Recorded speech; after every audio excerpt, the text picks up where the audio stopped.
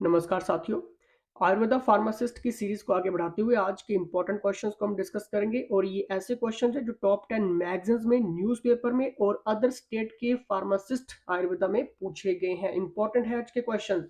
लेकिन आगे चलने से पहले मैं आपको एक चीज यहाँ पर क्लियर कर देता हूँ कि अगर आपने अभी तक भी आयुर्वेदा फार्मासिस्ट के लिए क्रैश कोर्सेज ज्वाइन नहीं किए, चाहे आप HPPSC आयुष विभाग पोस्ट कोड 1025 की तैयारी कर रहे हैं या फिर उत्तर प्रदेश आयुर्वेदा फार्मासिस्ट की तैयारी कर रहे हैं, घर बैठे आप लाइव क्लासेस ज्वाइन कर सकते हैं। लाइव का रिकॉर्डेड भी आपको मिलता है, डेली टेस्ट आपको मिलते हैं, मॉक टेस्ट रहते हैं, टेस्ट सीरीज आपको मिलती है, previous solution paper other state का सब कुछ आपको इसमें मिलता है। और 5 से 6,000 की MCQ सीरीज भी हमारी शुरू हो चुकी है। हर एक क्वेश्चंस, हर एक क्लास, हर एक टेस्ट इंपॉर्टेंट रोल प्ले करेगा आपके इस एग्जाम के लिए। ठीक है, व्हाट्सएप कर लेना, घर बैठे आप बेहतर तैयारी कर सकते हैं। अगर आपको डायरेक्ट मुझसे बात करनी है तब भी आप व्हाट्सएप पे मैसेज करके टाइम ले सकते हैं। और ये जितने भी पिछले क्वेश्चंस हैं हमने लास्ट के लेक्चर्स में अच्छे से डिस्कस कर लिए हैं। नहीं देखे हैं, डिस्क्रिप्शन बॉक्स चेकआउट करिए, लिंक्स आपको मिल जाएंगे, या फिर आप PDF ले सकते हैं व्हाट्सएप पे। ठीक है, या आप फ्री ग्रुप्स व्हाट्सएप ज्वाइन कर सकते हैं, आपको डिस्क्रिप्शन या फिर कमेंट बॉक्स में लिंक मिल जाएगा।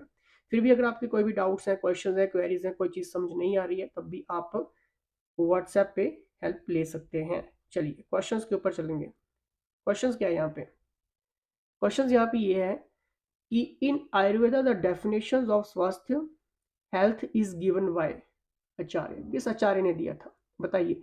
आयुर्वेद में स्वास्थ्य की परिभाषा किस आचार्य द्वारा दी गई है? इंपॉर्टेंट है, 3 सेकंड सभी के पास है। कश्यप के द्वारा, चक्रदत्त के द्वारा, भागवत के द्वारा या फिर सुश्रुत के द्वारा? जल्दी से बताइए।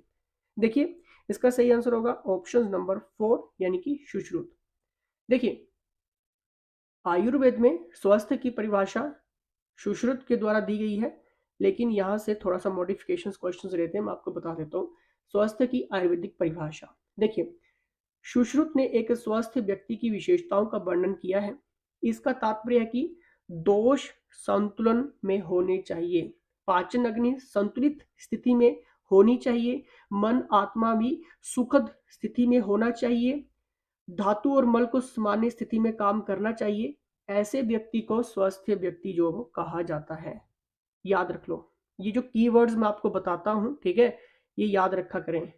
ठीक है, अब देखिए पिछली बार जब अदर स्टेट में क्वेश्चंस आया था कि आयुर्वेद का शब्द वहां पे पूछ लिया था, अर्थ पूछ लिया था। तो देखिए आयुर्वेद का शाब्दिक अर्थ क्या है? देखिए आयुर्वेद शब्द दो संस्कृत शब्दों आयुष जिसका अर्थ है जीवन और वेद जिसका अर्थ है विज्ञान, इनसे ये मिलकर बना है। इस प्रकार आयुर्वेद का शाब्दिक अर्थ है जीवन का विज्ञान।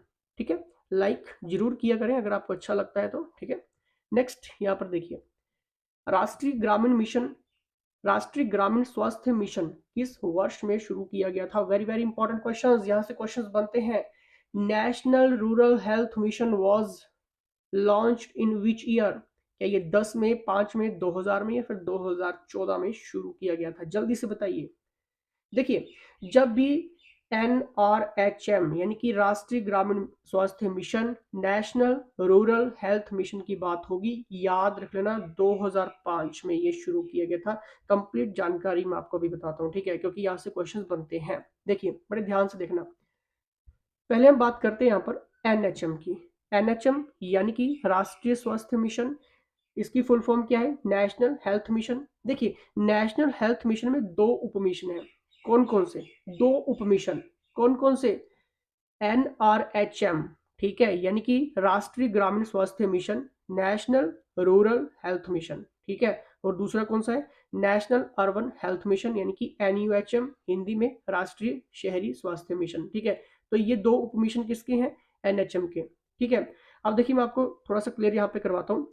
NHM के बारे में थोड़ा सा पढ़ लेते हैं, ठीक है, क्योंकि यहाँ से बनता है, NHM बहुत बनता है। ठीक है, देखिए मुख्य कार्यक्रम घटकों में ग्रामीण और शहरी क्षेत्रों में स्वास्थ्य प्रणाली को मजबूत करना। पॉइंट पकड़ा करें। ठीक है, देखिए क्या यहाँ पर बात हो रही है? मुख्य कार्यक्रम घटकों में ग्रामीण और शहरी क्षेत्रों में स्वास्थ्य प्रणाली को मजबूत करना, प्रजनन, मात्र, नवजात, बाल और किशोर स्वास्थ्य और संक्रामक तथा असंक्रामक रोग शामिल हैं। देखिए एक ही लाइन में कितना कुछ कवर हो गया। इसमें आपका ग्रामीण भी आ गया, शहरी भी आ गया, उनके स्वास्थ्य को मजबूत करना है, प्रजनन, मातृ, नवजात, बाल और किशोर स्वास्थ्य के ऊपर ध्यान देना है, संक्रामक तथा असंक्रामक रोग इसमें शामिल है, यानी कि टीकाकरण वगैरह इसमें सब कुछ आ जाता है। ठीक है। अब देखिए नेक्स्ट पॉइंट देखिए, भारत सरकार ने नागरिकों के जीवन की गुणवत्ता में सुधार के लिए आर्थिक और सामाजिक विकास की प्रक्रिया में स्वास्थ्य के महत्व को देखते हुए राष्ट्रीय ग्रामीण स्वास्थ्य मिशन शुरू किया। ठीक है। देखिए इसमें क्या आ गया कि भारत सरकार ने नागरिकों के जीवन की गुणवत्ता में सुधार सुधार के लिए आर्थिक और सामाजिक विकास की प्रक्रिया में स्वास्थ्य के महत्व को देखते हुए राष्ट्रीय ग्रामीण स्वास्थ्य मिशन शुरू किया। ठीक है। अब देखिए इस मिशन का उद्देश्य क्या था, सिंपल सी चीज है, इस मिशन का उद्देश्य क्या है, ग्रामीण स्वास्थ्य देखभाल वितरण प्रणाली में सुधार करना। ठीक है। ये तो बात होगी आपकी एनएचएम की। ठीक है, नेशनल हेल्थ मिशन की। अब क्वेश्चन में क्या पूछा गया था, क्वेश्चन में ये पूछा गया था राष्ट्रीय ग्रामीण स्वास्थ्य मिशन के बारे में कि कब ये शुरू हुआ। तब आपने फटाफट बता दी कि भाई 2005 में हुआ, लेकिन एग्जैक्ट डेट भी आपको पता होनी चाहिए, 5 अप्रैल 2005। थोड़ा सा अगर और मॉडिफाइड क्वेश्चंस किया जाएगा तो एग्जामिनर ऐसे पूछेगा कि राष्ट्रीय ग्रामीण स्वास्थ्य मिशन कितनी अवधि के लिए शुरू किया गया था। तो याद रखो 7 वर्षों की अवधि के लिए ये शुरू किया गया था, जिसका टाइम पीरियड था आपका 2005 से 2012 तक के लिए। ठीक है, तो इतना याद रख लेना। अब देखिए एनयूएचएम को भी हम डिस्कस कर लेते हैं। ठीक है, तो 2013 में राष्ट्रीय शहरी स्वास्थ्य मिशन यानी कि एनयूएचएम के शुभारंभ के साथ एनआरएचएम को राष्ट्रीय स्वास्थ्य मिशन एनएचएम के रूप में यहाँ पर नाम दिया गया था। जैसे कि मैंने अभी आपको ऊपर कहा कि एनएचएम के 2 mission, national rural health mission और नेशनल अर्बन हेल्थ मिशन। ठीक है, ये 2 क्या है इसके मिशन है, उप मिशन है। ठीक है, तो बस इतना सा आपको याद होना चाहिए। ठीक है, चलिए नेक्स्ट हम देखते हैं यहाँ पर, और इसके उद्देश्य मैंने अभी आपको ऊपर बता दी है। ठीक है, वही चीज यहाँ पर रखी गई है, लेकिन एक और चीज यहाँ पर ऐड ऑन हुई है, स्थानीय स्वास्थ्य अभ्यासों को और मजबूत करने के लिए आयुष को मुख्य धारा में लाना इसका उद्देश्य था। ठीक है, याद रखना इनका, ये क्वेश्चन बहुत इंपॉर्टेंट है। ठीक है, चलिए नेक्स्ट यहाँ पर देखते हैं। नेक्स्ट क्वेश्चन क्या है, अगर आप आयुर्वेदा फार्मासिस्ट की तैयारी करें तो बताइए इसका सही आंसर क्या है, अगर अच्छे से तैयारी कर रहे हैं तो बताइए, क्योंकि यहाँ पर बात हो रही है एसेंशियल ड्रग की लिस्ट बतानी है। बताइए, how many drugs are listed under essential drug list in Ayurveda as of 2013। ठीक है, देखिए 2013 में आई थिंक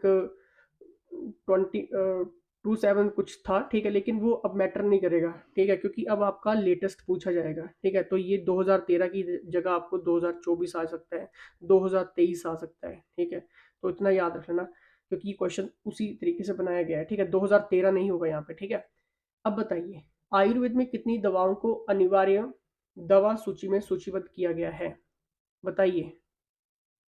देखिए 2013 में कितना था, 2013 में था 277। ठीक है, 2013 की अगर इस क्वेश्चन की बात कर लें, ठीक है, तो 2013 में 277 आयुर्वेद जो लिस्ट थी वो सूचीबद्ध की गई थी। ठीक है, दवाओं की जो सूची थी वो सूचीबद्ध की गई थी। ठीक है, कितनी थी 2013 में, अगर क्वेश्चन बनता है तो 277। ठीक है, लेकिन अभी के अकॉर्डिंग कितना है, 384। ठीक है, देखिए मैं आपको यहाँ पर थोड़ा सा क्लियर करवा देता हूँ। ठीक है, देखिए हाल ही में केंद्रीय स्वास्थ्य मंत्रालय ने आवश्यक दवाओं की नई राष्ट्रीय सूची यानी कि national list of essential medicine, और ये फुल फॉर्म बनती है इसकी, ठीक है, NLEM, ठीक है, जारी की है, जहां 34 दवाओं को इस सूची में शामिल किया गया है, जबकि पिछली सूची में शामिल 26 दवाओं को इस सूची से हटा दिया गया है। लेकिन ये क्वेश्चन बनता नहीं है कि कितनी ऐड किया, कितना कम कर दिया गया, लेकिन ये जरूर पूछता है कि टोटल आपसे पूछ लेता है। ठीक है, इसी के साथ इसमें सूचित कुल दवाओं की संख्या 384 यहाँ पर पहुंच गई है। ठीक है, तो ये याद आपको रखना है अभी की प्रेजेंट के टाइम के अकॉर्डिंग। ठीक है, चलिए नेक्स्ट यहाँ पर देखते हैं। नेक्स्ट है यहाँ पर, आयुर्वेद के अनुसार इनमें से कौन मेल नहीं है, सॉरी मल नहीं है। ठीक है, आयुर्वेद के अनुसार इनमें से कौन मल नहीं है, बताना है। क्या ये पुरुष, मूत्र, स्वेद या फिर शुक्र, जल्दी से बताइए जल्दी से। आयुर्वेद के अनुसार इनमें से कौन मल नहीं है, देखिए इसका सही आंसर होगा ऑप्शन नंबर 4, यानी कि शुक्र जो है वो मल नहीं है। तो क्या है, देखिए शुक्र में कोई मल नहीं होता है, उसके सारे भाग में ओज यानी कि बल की उत्पत्ति होती है। ठीक है, अगर आप लाइव क्लासेस अटेंड कर रहे हैं तो वहां पर आपको बहुत ही डिस्क्रिप्टिव करके हमारे एक्सपर्ट्स बता रहे हैं, बहुत एक्सप्लेन किया जा रहा है। हर एक क्वेश्चन के कम से कम 70-70, 50-50 क्वेश्चन आपके बन रहे हैं एक एक क्वेश्चन के। ठीक है, तो सोचिए इसी हिसाब से जब 4 से 5 हजार क्वेश्चन डिस्कस की जाएगा तो लमसम आपका हो गया 25 से 30 हजार क्वेश्चन। ठीक है, तो सोचिए अगर क्वेश्चन आएगा तो आपके पास आंसर होने वाला है, इसलिए कह रहा हूँ व्हाट्सएप करके आप ज्वाइन कर सकते हैं। नेक्स्ट हम यहाँ पर देखते हैं, उष्ण और लघु गुण किस दोष से संबंधित है? क्या ये बात, कफ, पित्त या फिर रक्त? उष्ण और लघु गुण किस दोष से संबंधित है? जल्दी बताइए। देखिए, उष्ण और लघु गुण किस दोष से संबंधित है? The option number is right, क्या रहेगा? पित्त। ठीक है, पित्त दोष से ये संबंधित है। अब देखिए, बात, कफ, पित्त, रक्त, इनके बारे में हमने आपको थ्योरी क्लासेस भी प्रोवाइड करवाई हैं, आपको एमसीक्यूज भी प्रोवाइड करवाए जा रहे हैं बिल्कुल डिस्क्रिप्टिव में। नेक्स्ट है यहाँ पे, इनमें से कौन उपधातु नहीं है? क्या ये स्तन्य, अतर्व, सीरा या फिर ओजा? बताइए, इनमें से कौन उपधातु नहीं है? तन्य, आर्तव, सीरा या फिर ओजा? देखिए, ओजा इसका बिल्कुल सही आंसर होगा। ठीक है, ओजा जो है वो उपधातु नहीं है। ठीक है, देखिए थोड़ा सा मैं आपको यहाँ पर क्लियर कर देता हूँ क्योंकि क्वेश्चंस बनते हैं यहाँ से। आयुर्वेद में ओज को प्राण और जीवन का आधार माना गया है। हमारे शरीर में रोगों से लड़ने की जो प्राकृतिक शक्ति है वो ओज से ही मिलती है। रोगों से लड़ने की इस शक्ति को ही रोग प्रतिरोधक क्षमता या फिर इम्यूनिटी कहा गया है। इसके अलावा भी ओज के कई गुण हैं। इस तरह से देखें तो आपका पूरा व्यक्तित्व ही ओज पर निर्भर है। इसके पूरी तरह खत्म होने का मतलब है मृत्यु। ठीक है, सिंपल सी लैंग्वेज में कहें कि ओज क्या है? र... रस धातु से लेकर शुक्र धातु तक इन सातों धातुओं के सम्मिलित सार को हम क्या कहते हैं? ओज कहते हैं। चिकित्सीय भाषा में इसे बल भी कहा जाता है। ऐसे समझें कि जैसे मधुमक्खियां फूलों के सार से शहद बनाती हैं, ठीक है, ठीक उसी प्रकार पाचक, पित्त और अग्नियां धातुओं के सार से ओज का निर्माण करती हैं। इस एग्जाम्पल से आप समझ सकते हैं ओज के बारे में। ठीक है, कंप्लीट आपका हो गया। क्लियर? तो क्वेश्चन में यही पूछा गया था कि उपधातु नहीं है ओज। ठीक है, चलिए नेक्स्ट देखते हैं यहाँ पे। नेक्स्ट क्या है यहाँ पर, इनमें से कौन क्रियाकला में शामिल नहीं है? क्या ये छाया, प्रकोप, स्त्रोतरोध या फिर वेदावस्था? बताइए, इनमें से कौन क्रियाकला में शामिल नहीं है? जल्दी से बताइए। The right answer is option number 3 यानी कि स्त्रोतरोध। क्या है ये स्त्रोतरोध? पता होना चाहिए आपको। ठीक है, देखिए आयुर्वेद में स्त्रोतस का अर्थ है शरीर में मौजूद वे चैनल या पथ। बताऊंगा मैं अभी आपको ये चैनल या पथ क्या है, जिनके माध्यम से शरीर के भीतर विभिन्न पदार्थ जैसे आपके रस, रक्त, मांस आदि का प्रवाह होता है। ये शब्द जो है वो नसों, धमनियों, नाड़ियों, लसिका और विभिन्न अंगों में स्थित नलिकाओं को संदर्भित करता है। अभी जो हमने पढ़ा यहाँ पर, ठीक है, आयुर्वेद में स्त्रोतस का अर्थ है शरीर में मौजूद हुए चैनल या पथ। अब यहाँ पर ये चैनल या पथ क्या है? ये टीवी वाले चैनल नहीं है। ये कौन से पथ की बात हो रही है, कौन से चैनल की बात हो रही है? रस, रक्त, मांस आदि का प्रवाह होता है। और ये शब्द जो है वो नसों, धमनियों, नाड़ियों, लसिका और विभिन्न अंगों में स्थित नलिकाओं को संदर्भित करता है। तो स्त्रोतस का तो आपको मतलब पता चल गया। अब यहाँ पर रोध का मतलब भी होना पता होना चाहिए। तो सिंपल सी चीज है, रोध का अर्थ है रुकावट या अवरोध। अब आपको पता चल गया होगा। ठीक है, अब देखिए सिंपल सा डेफिनेशन देख लेते हैं। तो देखिए, स्त्रोतरोध का शाब्दिक अर्थ क्या है? जब शरीर के किसी भी स्त्रोतस में किसी कारण से अवरोध उत्पन्न होता है तो उसे स्त्रोतरोध कहा जाता है। ये अवरोध शरीर के विभिन्न चैनलों में उत्पन्न हो सकता है, यानी कि नसों में, धमनियों में, नाड़ियों में, लसिकाओं में, ठीक है, कहीं पे भी ये रोग उत्पन्न हो सकता है, अवरोध, रुकावट, जैसे रक्तवाहिना, लसिका, पाचन तंत्र, ठीक है, इत्यादि वगैरह। इस अवरोध के कारण शारीरिक और मानसिक संतुलन बिगड़ सकता है और विभिन्न बीमारियों का ये कारण बन सकता है। तो यहाँ पर यही चीज पूछी गई थी कि कौन क्रियाकला में शामिल नहीं है, स्त्रोतोरोध। ठीक है, चलिए नेक्स्ट हम यहाँ पर देखते हैं। यहाँ पे आंसर वैसे शो हो गया है, ठीक है, लेकिन आपको पता होना चाहिए कि मंदाग्नि का संबंध किस दोष से है, कफ से है, ठीक है, लेकिन पता होना चाहिए कि मंदाग्नि क्या है। ठीक है, देखिए इस अवस्था में अग्नि की तीव्रता बहुत कम होती है। जब हम मंदाग्नि की बात कर रहे हैं यहाँ पर, ठीक है, इस अवस्था में अग्नि की जो तीव्रता है वो बहुत कम होती है। इसलिए अगर आप कम मात्रा में भी भोजन करते हैं तो ठीक से पचता नहीं है। इस तरह की जठराग्नि कफ दोष की अधिकता के कारण होती है। अब देखिए मंदाग्नि अग्नि के बारे में हमने लेक्चर्स में बहुत अच्छे से बताया है। इसके और भी बहुत सारे टाइप्स हैं, ठीक है, जो पता होने चाहिए, क्वेश्चंस बनते हैं वहां से। तो यूट्यूब पे हर एक चीज कवर कर पाना बहुत मुश्किल रहता है, ठीक है। लाइव क्लासेस लो, एमसीक्यूज लो, नोट्स लो, हर एक चीज लीजिए, पढ़ना शुरू करिए, ठीक है, तभी एग्जाम निकलेगा।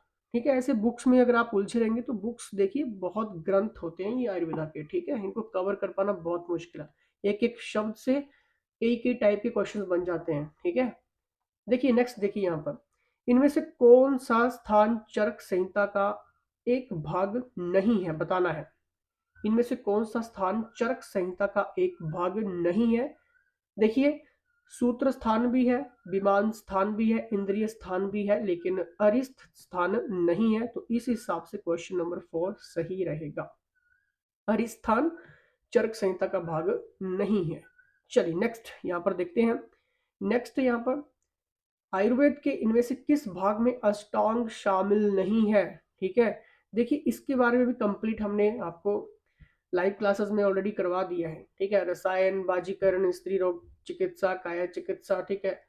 एमसीक्यूज अब आप अगर अच्छे से लगा रहे हैं, देख रहे हैं, ठीक है, टेस्ट लगा रहे हैं तो बहुत इंपॉर्टेंट है। और डेली जो आपको टेस्ट मिल रहे हैं वो इन्हीं के अकॉर्डिंग मिलते हैं, ठीक है। बताइए आयुर्वेद के इनमें से किस भाग में अष्टांग शामिल नहीं है। देखिए रसायन में भी है, बाजीकरण में है, काया चिकित्सा में है, लेकिन स्त्री रोग चिकित्सा में ये शामिल नहीं है, ठीक है। अब देखिए स्त्री रोग की बात हो रही है तो आपको पता होना चाहिए स्त्री रोग चिकित्सा यानी कि गायनेकोलॉजी एक चिकित्सा शास्त्र की शाखा है जो महिलाओं के प्रजनन अंगों और उनके स्वास्थ्य से संबंधित है। ये चिकित्सा क्षेत्र महिला प्रजनन प्रणाली के स्वास्थ्य, बीमारी और विकारों का अध्ययन, निदान और उपचार करता है। यानी कि स्त्री रोग चिकित्सा की यहाँ पर मैंने आपको डेफिनेशन बता दी। अगर क्वेश्चन बनता है तो पता होना चाहिए। अब फटाफट से व्हाट्सएप करो, कोर्स की डिटेल्स लीजिए, साथ में हर एक चीज आपको बताई जाएगी। लाइव क्लासेस हैं, रिकॉर्डेड लेक्चर्स हैं, थ्योरी क्लासेस हैं, डेली टेस्ट है सोमवार से शुक्रवार, डेली आपकी क्लासेस हैं सोमवार से शुक्रवार। और एमसीक्यू सीरीज 4 से 5 हजार क्वेश्चंस की। सोचिए वहां से एक एक क्वेश्चंस के जब इतने सारे पार्ट्स बनाए जा रहे हैं, अगर 20-25 हजार क्वेश्चन का मतलब ये कि आयुर्वेदा फार्मासिस्ट बन जाओगे आप, ठीक है, क्योंकि हम कुछ भी नहीं छोड़ने वाले हैं, बस पढ़ना पड़ेगा। हर एक छोटी से छोटी चीज भी हम ऐड ऑन कर रहे हैं ताकि दिक्कत परेशानी आपको ना आए, और टॉपिक वाइज आपको सब कुछ करवाया जा रहा है। तो जल्दी से व्हाट्सएप करिए, और फ्री ग्रुप्स लिंक्स भी ज्वाइन कर सकते हैं। जिन्होंने पेड कोर्सेज ले लिया है उनको फ्री ग्रुप्स ज्वाइन करने की कोई जरूरत नहीं है। धन्यवाद।